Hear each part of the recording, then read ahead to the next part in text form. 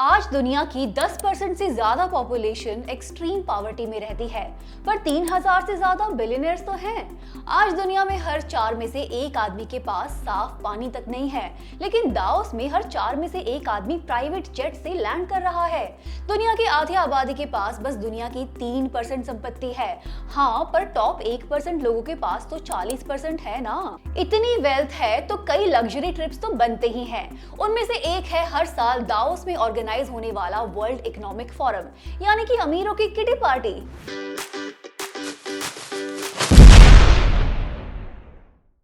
इस बार 100 से ज्यादा बिलियनर्स दाओस पहुंचे। स्विट्जरलैंड के इस छोटे से शहर में मुश्किल से 10,000 लोग रहते हैं, लेकिन इस हफ्ते वहां 130 देशों से 3,000 से ज्यादा लोग पहुंच गए। लगभग 60 देशों के हेड, सरकारी ऑफिशियल्स, बिजनेस एग्जीक्यूटिव्स और सीईओज ने दाओस में हाजिरी लगाई। इस दौरान सुना है कि दाओस में एक होटल का किराया हजारों डॉलर तक चला जाता है। कई कंपनियां तो $1 मिलियन लगाकर दाओस में अपने लिए स्पॉन्सरशिप्स खरीदती हैं। कंपनियों से $75,000 से लेकर $7,58,000 की एनुअल फीस ली जाती है। देशों को भी फ्री में इनविटेशन नहीं मिलता, उन्हें भी कई हजार डॉलर लगाने होते हैं। एक हाई फाई डेलीगेट बैच की कीमत ही $35,000 बताई गई, यानी कि करीब 32 लाख रुपए। इतना पैसा लगाकर अमीर लोग और देश वर्ल्ड इकोनॉमिक फोरम दाओस में पहुंचते हैं। क्या करने? दुनिया के सामने उनके सामने जो रिस्क और प्रॉब्लम्स हैं उन पर बात करने। मसलन इतनी संपत्ति को कैसे मेंटेन करें, नए रिसोर्सेज कैसे हथियाएं, नेक्स्ट किस कारोबार में हाथ लगाएं, कौन से देश के कौन से राजनेता से डील करवाएं। क्या गरीबों को फाइनली हमारे ट्रिक्स का पता चल गया है? थोड़ा वाइब चेक कर लेते हैं। क्या आपको प्रॉब्लम के नाम से क्लाइमेट चेंज, टैक्स अवॉइडेंस और इनइक्वालिटी तो याद नहीं आ गए? हाँ, ये उनका इमीडिएट कंसर्न नहीं है। अभी तो मंगल ग्रह की ओनरशिप किसको मिलेगी ये फाइनल करना है। कौन सा गुंडा देश उनको और उनकी वेल्थ को सबसे ज्यादा सिक्योर रख पाएगा ये इंश्योर करना है। डोनाल्ड ट्रंप ने दाओस पहुंचते ही एक बार फिर से याद दिलवा दिया कि उन्होंने ही इंडिया पाकिस्तान की वॉर रुकवाई थी। यूरोपियंस को समझा दिया और हड़का भी दिया कि शांति से ग्रीनलैंड दे दो, वरना तुम्हारी रक्षा कौन करेगा। कनाडा के प्राइम मिनिस्टर मार्क कार्नी ने ट्रंप के आने से पहले बड़ा अच्छा सा भाषण दिया था। मीडिया में भी बड़ी चर्चा हुई थी। It seems that every day we're reminded that we live in an era of great power rivalry, that the rules-based order is fading, that the strong can do what they can and the weak must suffer what they must. And this aphorism of Thucydides is presented as inevitable, as the natural logic of international relations reasserting itself. And faced with this logic, there is a strong tendency for countries to go along to get along, to accommodate, to avoid trouble, to hope that compliance will buy safety. Well, it won't. क्या हम ये बात नहीं जानते थे कि rules based international order खत्म हो रहा है?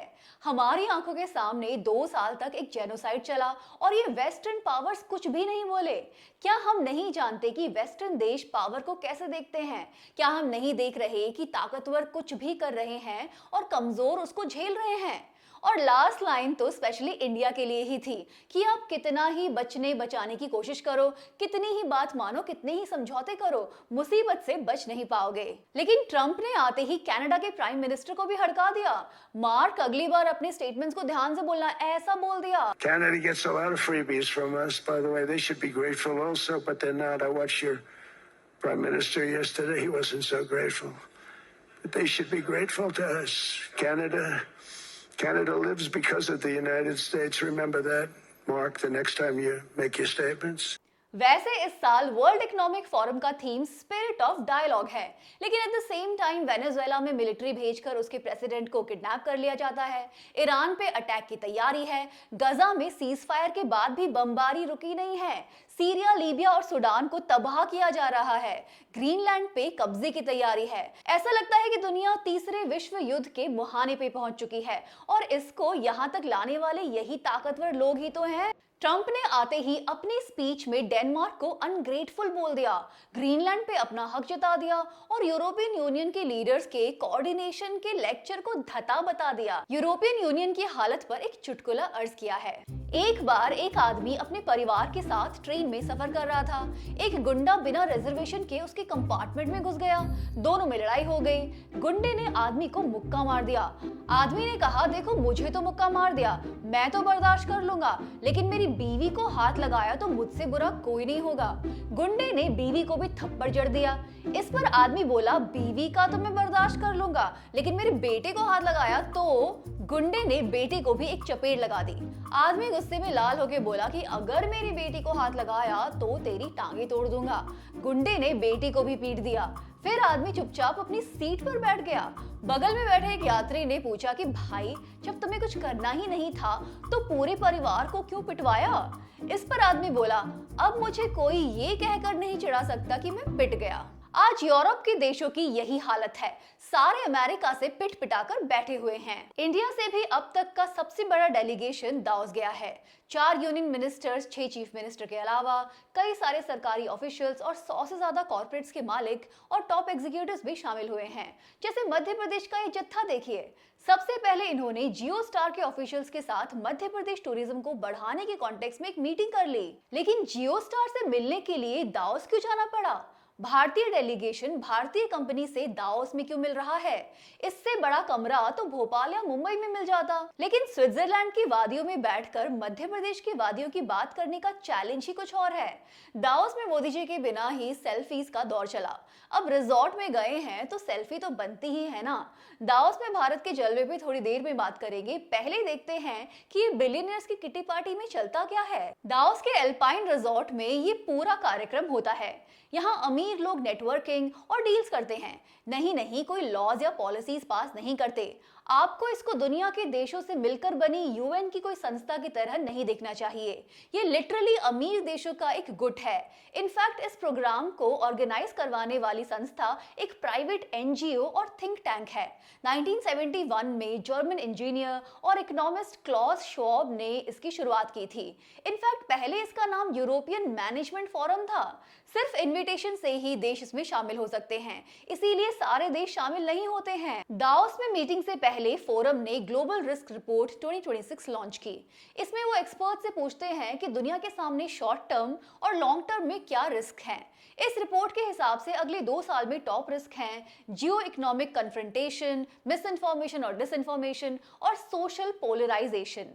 आने वाले 10 सालों में टॉप 3 रिस्क हैं extreme weather conditions, biodiversity loss और इकोसिस्टम कोलैप्स और critical changes to earth systems. तीनों क्लाइमेट से जुड़े मुद्दे। क्या ये टॉप 3 रिस्क असमानता से जुड़े नहीं हैं? लेकिन इनकी लिस्ट में इनइक्वालिटी यानी कि इकोनॉमिक असमानता नंबर 7 पे आती है। एक बढ़िया सा मैप भी बनाया है रिपोर्ट में, इंटरकनेक्शंस मैप। बेसिकली दुनिया के लोग कहना चाहते हैं कि देखो, हमें बहुत तकलीफ हो रहा है और हमें उसका रीजन भी पता है। गरीबी, बेरोजगारी टाइप चिंता इस लिस्ट में नहीं है। एआई आपका जॉब ले जाएगा ये चिंता भी नहीं है। महंगाई का नंबर 21 है। इसी दौरान असमानता पर काम करने वाली संस्था ऑक्सफैम ने भी एक रिपोर्ट जारी की। इनकी रिपोर्ट का नाम है resisting the rule of the rich, protecting freedom from billionaire power. इस बार ये रिपोर्ट सिर्फ इकोनॉमी नहीं, सुपर रिच लोग पॉलिटिक्स को कैसे मैनिपुलेट कर रहे हैं इस पर भी फोकस करती है। आज बिलियनियर्स की सांसद या मंत्री बनने की संभावना एक आम आदमी से 4000 गुना ज्यादा है। आप इंस्टाग्राम पे 2016 का नॉस्टैल्जिया परफॉर्म कर रहे हैं। एक्चुअली पिछले दशक में बिलियनियर्स की वेल्थ सबसे ज्यादा बड़ी है। 2025 तो उनका बेस्ट साल था। पिछले 5 साल में उनकी वेल्थ में सबसे ज्यादा ग्रोथ हुई है। और एट द सेम टाइम दुनिया में फूड इनसिक्योरिटी भी लगभग उसी तेजी से बढ़ी है। क्या इनके कंसर्न्स आम आदमी जैसे हो सकते हैं? Sorry, not possible. जैसा कि एक मीम कहती है कि दुनिया 500 लोगों के लिए एक रिजॉर्ट है, हम सब तो उसमें बस एम्प्लॉइज हैं। अगर आपको यकीन नहीं होता तो एक बार वर्ल्ड इकोनॉमिक फोरम के सेशंस की तरफ देखें। एक सेशन है फूड एट एज। इसमें बोल्ड इनोवेशन से कंज्यूमर एक्सपीरियंस को रीडिफाइन करने की बात कही गई है। फूड सिस्टम को स्मार्ट बनाएंगे थोड़ा गौर कीजिएगा, कहीं स्मार्ट के नाम पे आपकी दाल चावल रोटी सब्जी छीन कर बर्गर और मैगी ना खिला डालें। एक और सेशन था कैन वी अफोर्ड लॉन्जिविटी, मतलब लोग ज्यादा साल तक क्यों जी रहे हैं। अब तो सरकारों को इन्हें ज्यादा रिटायरमेंट बेनिफिट देने होंगे। सारे डेवलप्ड वर्ल्ड में ज्यादा लोग बुढ़े होने वाले हैं, इन बुढ़ों को कैसे मैनेज करेंगे? क्या रिटायरमेंट एज बढ़ा दें या सोशल सिक्योरिटी खत्म कर दें? सबसे इंटरेस्टिंग सेशन में तो अमीर लोग धरती छोड़ आकाश में पहुंच गए। Beyond earth the next space race. अगर दुनिया मार्स पर पहुंच जाती है तो उसका मालिक कौन होगा, इस पर चर्चा हो रही है। आप यहाँ ग्रीनलैंड की चिंता कर रहे हैं, वहां मार्स तक का बंटवारा हो चुका है। क्या ऐसे लोगों से आप उम्मीद कर सकते हैं कि वो आपकी चिंताओं को समझेंगे? ग्रीनलैंड को ही ले लीजिए, जिस पर इतना बवाल मचाया जा रहा है। ग्रीनलैंड की आइस मेल्ट हो रही है। 1000 सालों में वहां सबसे ज्यादा तापमान देखे जा रहे हैं। ग्लोबल सी लेवल के बढ़ने का खतरा बढ़ता ही जा रहा है। एक्सपर्ट्स क्लाइमेट चेंज वार्निंग्स दे देकर थक गए हैं, पर दाओस की बर्फीली वादियों में उनकी आवाज नहीं पहुंचती। वहां बस आइस के नीचे मिलने वाले खनिजों के चर्चे हैं। दाओस में इंडिया ने हाजिरी तो लगाई, पर प्राइम मिनिस्टर ही एब्सेंट हो गए। पहले तो खबर थी कि शायद ट्रंप के बाद मोदी जी वहां पहुंचेंगे, पर मोदी जी तो गायब ही हो गए। दाओस का इतना बड़ा फोटोशूट सॉरी इवेंट मिस कर दिया। आखिर मोदी जी क्यों नहीं गए? क्या ट्रंप की डांट से पहले ही डर गए? आखिर मोदी जी को ट्रंप का इतना खौफ क्यों है? एक बार फिर से दाओस में अपनी स्पीच में ट्रंप ने इंडिया पाकिस्तान वॉर रुकवाने की बात कह दी, पर वहां बैठे इंडिया वाले कुछ नहीं बोले। कोई ऑफिशियल जवाब नहीं आया। यहाँ से मोदी जी ट्रंप को बेस्ट फ्रेंड बोलते हैं, वहां से ट्रंप कभी कभार मोदी जी को फैंटास्टिक लीडर बोल देते हैं और फिर पीठ में छुरी की तरह टैरिफ्स लगा देते हैं। 5 महीने से इंडिया पर यूएस का 50% टैरिफ लगा हुआ है, पर कोई डील, कोई राहत सामने नहीं है। इनफैक्ट ऐसा लगता है कि मोदी जी बचते बचाते घूम रहे हैं, सिर्फ वहीं जाते हैं जहां ट्रंप ना हो। ऐसे कैसे बनेंगे विश्व गुरु? दाओस में पहली बार दुनिया के लीडर स्वीकार कर रहे हैं कि रूल्स बेस्ड इंटरनेशनल ऑर्डर खत्म हो रहा है। जिसकी लाठी उसकी भैंस का टाइम है। फिर ट्रंप आकर बता देते हैं कि सबसे बड़ी लाठी तो उन्हीं के पास है। ऐसे में विश्व गुरु नेशन अपनी लाठी डंडा कुछ तो दिखाए। लेकिन बेस्ट फ्रेंड अडानी तीसरे दिन ही दाओस पहुंच गए। अडानी ग्रुप ने महाराष्ट्र, आसाम और झारखंड के साथ 6 लाख करोड़ की इन्वेस्टमेंट्स प्लान किए हैं। पर सवाल वही है, एक भारतीय कंपनी को भारतीय राज्यों में निवेश करने के लिए दाओस क्यों जाना पड़ा? दिल्ली, मुंबई, बैंगलोर कहीं भी एमओयू साइन कर सकते थे। क्या दाओस में कोई सस्ते में डील हो रही थी? टैक्स पेयर्स के करोड़ों रुपए उड़ाकर फायदा क्या मिला? क्यों दाओस जाकर ही एमओयू साइन करने का नाटक रचा गया? क्या कोई भी विदेशी कंपनी भारतीयों के साथ करार करने को तैयार नहीं थी? दाओस जाने वाले हर मंत्री की जबान पर ग्लोबल इन्वेस्टर था, लेकिन वहां पहुंचकर वोकल फॉर लोकल हो गए। ऐसा लगता है यहीं से प्लान बनाकर गए थे कि दाओस पहुंचकर ही एमओयू साइन करना है और फोटो लेनी है, वरना इतने बड़े प्लेटफॉर्म पर बस मिलने मिलाने का कार्यक्रम चलता है। इतनी जल्दी डील्स नहीं हुआ करती हैं। एमओयू साइन करने का ये मतलब नहीं है कि इन्वेस्टमेंट एक्चुअली आ जाएगा। ये बस एक करार है, निवेश की गारंटी नहीं है। वैसे भी पहले अडानी वापस आएंगे, यहाँ बैंकों से लोन लेंगे, तभी तो आगे इन्वेस्ट करेंगे। इन दिनों यूएस का सिक्योरिटीज एंड एक्सचेंज कमीशन भी कोशिश कर रहा है कि किसी तरह अडानी को समन्स पहुंचा दे। अब वो ईमेल से समन्स भेजने की तैयारी कर रहे हैं। इससे अच्छा तो ये होता कि ट्रंप के हाथों ही समन्स को दाओस में पहुंचा देते, लगे हाथे काम भी हो जाता। Coming back to Davos, India Today द्वारा आयोजित एक पैनल में हार्वर्ड यूनिवर्सिटी के इकोनॉमिक प्रोफेसर गीता गोपीनाथ ने दिल्ली का AQI याद दिला दिया। उन्होंने कहा कि इंडिया के लिए टैरिफ से कहीं ज्यादा बड़ी समस्या पोल्यूशन है। One of the areas I wanted to point out, which we usually don't talk about when you're talking about business development, is I want to talk about pollution. Pollution is a challenge in India, and if you look at the impact of pollution on the Indian economy, it is far more consequential than any impact of any tariffs that have been put on India so far. If you look at the annual cost to India's GDP of the level of pollution that you have, and it's not just the effect on economic activity, but it's also the loss in lives. I mean, the numbers are really large. Based on a World Bank study that was done, I think it was published in 22, about 1.7 million lives are lost every year in India because of pollution. That's 18% of the deaths in India. Davos में Donald Trump ने अपना board of peace announce कर ही दिया। इसके साथ ही Trump कह रहे हैं कि we can do pretty much whatever we want to do. खुलेआम गजा को बेचा जा रहा है। बढ़िया मानवतावाद का भाषण देने वाले कनाडा के प्राइम मिनिस्टर भी इसको ज्वाइन कर सकते हैं। अभी डिक्लाइन तो नहीं किया है। एपिसोड रिकॉर्ड किए जाने तक सिर्फ 3 देशों फ्रांस, नॉर्वे और स्लोवेनिया ने ऑफर डिक्लाइन कर दिया था। यही है दाओस की डिप्लोमेसी, या यूं कहिए कि यही है अमीरों की अनेकता में एकता। अब या हिंदू मुस्लिम लोकल माइग्रेंट में फंसे रहते हैं, वहां जेनोसाइड पे बिजनेस हो रहा है। इस बीच अमीरों का एक गुट ऐसा भी है जो ये कह रहा है कि हम पर टैक्स लगाओ। 24 देशों से 400 बिलियनर्स और कुछ बिलियनर्स ने ग्लोबल नेताओं से डिमांड की है कि सुपर रिच पर टैक्स लगाओ और दुनिया में असमानता को कम करो। टैक्स द रिच की मांग तो हिंदुस्तान सहित दुनिया भर में कई सालों से उठ रही है।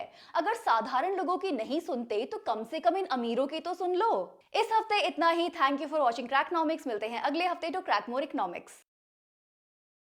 द वायर के और वीडियोस देखने के लिए सब्सक्राइब करें और बेल आइकन पर क्लिक करें। स्वतंत्र पत्रकारिता की आर्थिक मदद करने के लिए डिस्क्रिप्शन में दिए गए लिंक पर जाएं और अपनी राशि चुनें।